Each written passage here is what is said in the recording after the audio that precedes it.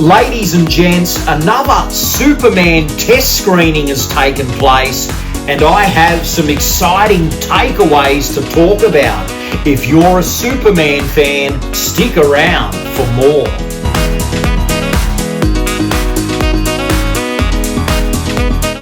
G'day viewers, you're watching Retro Man Forever, and welcome to another episode of the Rumour Mill. Now today I'll be taking a look at 8 takeaways from the latest Superman test screening. So this is really interesting. There has been a test screening at Warner Brothers for about 60 people, and there are some really interesting results to talk about. Now remember, this is second-hand information. There could be a few inaccuracies with what I'm talking about today, but it is a Rumour Mill episode, so you can expect that. But let's launch into this little countdown. There's 8 really interesting takeaways to discuss. So without further ado, let's get straight into it and kick things off with number 8.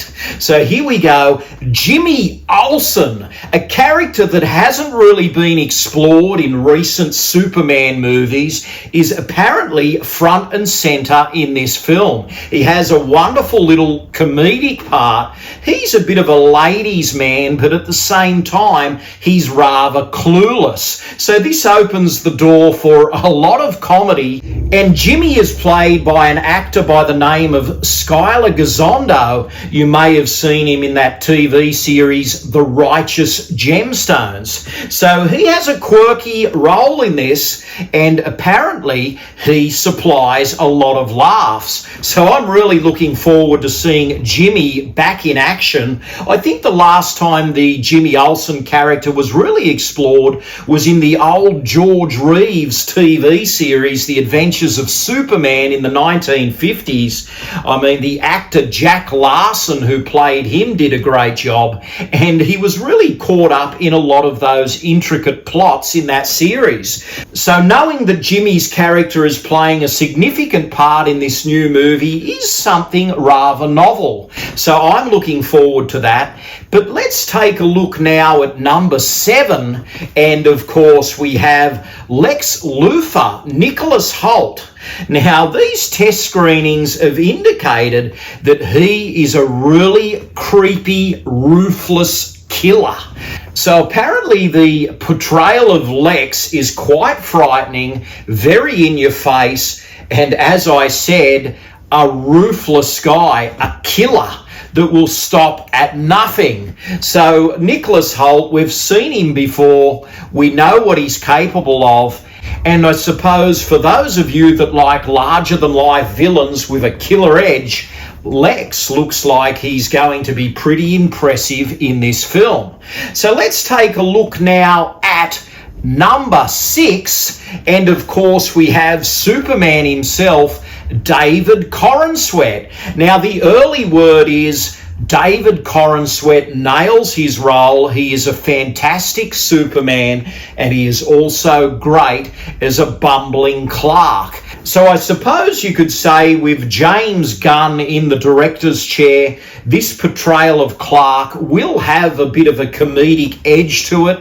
And also we have seen some glimpses of David as Superman, but apparently when you see the finished product, he really soars. You believe he's Superman, and someone indicated that David just fits the role like a glove. And I tell you what, as the release date ticks away, I'm getting more and more excited by the minute. So now let's take a look at number 5, and that's the special effects. The early word is that this test screening wasn't complete in the visual effects department. So there was about 2 or 3 sequences, including the finale of the film, that was missing certain elements of those visual effects. And, you know, the time is ticking. We're at April now, and July, I mean, man. So things are really moving at a clip, and knowing that those effects haven't been finalised is a little bit worrisome. but fingers crossed they sort them out and all is well. So moving right along to number 4, and we have Supergirl. Now, according to these test screenings, Supergirl does appear, and the new Supergirl, of course, is the actress Millie Alcock. She's an Australian girl, and she will be starring in a brand new movie next year called Supergirl, Woman of Tomorrow. So the word is Millie appears as Supergirl in the film very briefly in one of the action sequences. So I can't wait for that. This will be her introduction into the new DC universe, and this should really be a nice warm-up for the new Supergirl movie that is coming next year. So let's move along now to number 3, and I tell you what, this is an interesting one. It's a little bit scary, but it's the running time. Apparently the running time has changed. Now, at this latest screening, people watched a cut of the film that ran for 1 hour and 55 minutes. Now, it's just under 2 hours, and many people are thinking we need 2 hours plus for a superhero movie, especially one that is kicking off a new franchise. But apparently that 1 hour and 55 minutes just breezes by, and it has a very nice tone of comedy, drama, and special effects. But also, it seems that we could be missing now 25 minutes of the film, because one of those test screenings back in January indicated it ran for 2 hours and 20 minutes. So 25 minutes got the chop. I wonder what that is. Now, of course, I haven't seen any of these test screenings. I don't know what's missing, but I have a feeling that they may have edited out some of the relationship between Lois and Clark. I'm not sure, but maybe some of their romance has waylaid the film and they've done some repair work there. So, look, this is just hearsay.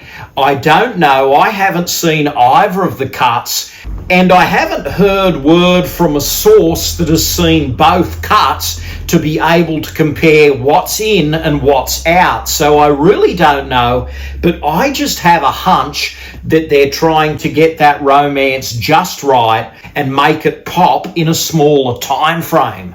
So I think that is what could be happening. But 1 hour 55 has puzzled a few people. So yes, going from 2 hours 20 to 1 hour 55, should there be a cause for concern? I don't know. Tell me what you guys think. But maybe they've just tightened it up, refined some things, and maybe it just plays better in this form.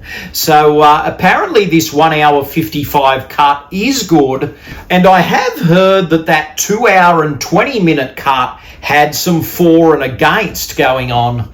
So maybe they've just refined the elements and made it a stronger cut. Whatever the case, I would love to see both cuts of the film, and I truly hope when they release the Blu-ray and the 4K, we get to see that expanded 2 hour and 20 minute cut at a later date.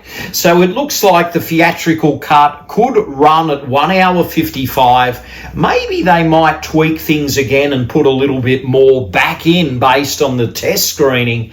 But at the moment, as it stands, we're looking at 1 hour 55. So moving right along now to number 2, and that is The Fortress of Solitude. So the early word is The Fortress of Solitude looks fantastic, and some of you may have seen that footage of The Fortress of Solitude in the sneak peek that dropped recently, and it pops up out of the ice, and we get to see this gigantic Superman emblem on the doorway. It lights up, and inside it's very clean. There's robots, and it just looks cool, futuristic and retro. But the Fortress of Solitude is really Superman's home away from home. I mean, that's his escape out of Metropolis and the Daily Planet. And by the looks of things, this is where he really finds solace and recuperates. So that's the early word on the Fortress of Solitude. It all looks good, and Superman's home away from home is amazing. So anyway, let's go to number one now, and let's keep this one in a little bit of suspense. We're talking about Jor-El, who will be playing Superman's dad, and I do know who it is. The test screening has revealed this, and Jor-El only appears in the early part of the film. So we only get a couple of minutes of Jor-El there right at the start. So it seems that we could get a little origin story at the start. It doesn't spend a lot of time on it. It's not an expansive one, but it's just enough to put this film in the driver's seat. So apparently Jor-El is played by an actor that everybody knows, a fairly prominent movie star, and a guy that has actually been Oscar nominated. So I will keep you in suspense for a moment. So some early reports have indicated that it could be Tom Cruise, it could be Chris Pratt, and I do have the answer. So yes, the big takeaway from these test screenings is we do know now who is playing Jor-El. They have cast Bradley Cooper in that role. It's only a small little cameo of sorts. He's in it only a couple of minutes at the start. And from what I've heard, when Bradley Cooper did appear on the screen as Jor-El, the audience cheered. So they were on board with that. They knew who he was. They were happy to see him, and they got excited. So that's a plus. So yes, Bradley Cooper, who has worked with James Gunn before, he's one of the Guardians of the Galaxy alumni. Brad, of course, did the voice of Rocket Raccoon in those films. So that little relationship there between Brad and James Gunn has paid off big time for Brad. He's stepped into the esteemed shoes, it seems, of Jor-El. So I'm excited to see how all of that works out, and I'm a little bit down about the Tom Cruise thing. I think Tom would have been a magnificent choice. I think Brad's a great choice, but whatever the case, Jor-El is an important figure in Superman lore, and I'm excited to see how he looks in the new film. So Bradley Cooper's the man, and in my opinion, Brad is a fine actor. He's no Tom Cruise, but he's an actor that everyone's known for the last 10 or 15 years. He's been in enough high-profile movies that he's on most people's radars. He's fine, he's cool, he'll do the job. So that completes the countdown of 8 takeaways from the latest Superman test screening, and that was a fun countdown to do. So I hope you enjoyed that episode. So the test screenings, the results, they have me excited. I'm sure they have some of you guys excited as well. So share your thoughts in the comments below. Tell me what you think about these test screening takeaways. Do you like what you've heard? Do you think there could be some problems with the film, with the special effects? What do you think about the running time? Tell me what you think about Bradley. Tell me what you think about Jimmy Olsen possibly coming to the fore in this. Tell me about Nicholas Hoult as Lex. Tell me all of that in the comments below. Share your thoughts on Superman himself, David Corenswet. Is he the guy for the job? Share your thoughts on everything from Superman to Lex Luthor to Jimmy Olsen to Jor-El. I want to hear about it. Tell me everything in the comments below, and stay tuned, guys, because I'm sure I'll have another Superman video coming very soon. But as always, like, comment, and subscribe, and hit that notification bell so you're alerted for my next episode. Let's get the discussion started on everything Superman, and you will see Retro Man again very soon. But until then, this is Retro Man, living the dream, retro style. Stay gold. Thanks for watching. Retro Man will return faster than a boomerang. But in the meantime, please check out these other episodes.